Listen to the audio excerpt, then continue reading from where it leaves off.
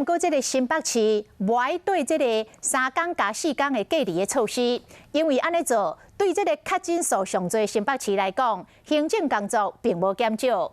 为着要来保住医疗的量能，新北市政府伫咧深夜研究出一套居家隔离转型的试办的草案，今仔日送到卫福部，希望比较日前的居家照护，互新北市先来实施。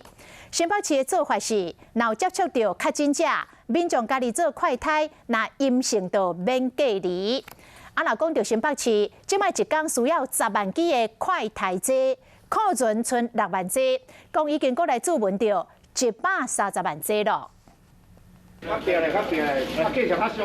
就惊快筛剂无够，新北市长侯友宜会知来到5国快筛试剂制造厂视察。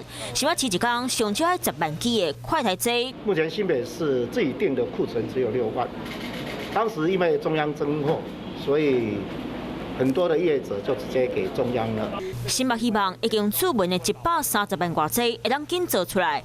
若中央决定的3+4方案推动，3天居家隔离，4天自主防疫，快筛阴性就当出门上班。不过新北市无想要安尼做，新北市府伫咧半暝讲，居家隔离转型试办草案，居家快筛加自主健康管理。草案的方向是要互确诊者因带做伙的人做快筛，若是阳性就居家隔离，或者是去病院；若是阴性，居家快筛自主健康管理就使，唔免隔离。到下午我会给大家做详细说明。这样子进行的快速上升，我们的脚步的转动，是不是要考虑每个地区状况不一样？不过黄志奇无听中央的话，侯友宜搁一摆强调。其实我也知道中央是善意，我相信中央也听到地方的声音，才会做好及格3+4嘛。新北确诊的人哪来哪济？因认为3+4新制度没有抗疫的人数变少，行政的工课共款变济，希望新北的医疗量能会当挡一条。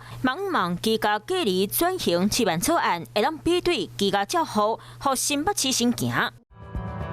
想要获取更多新闻资讯，想要看到主播最新的动态，赶快订阅华视 YouTube 频道。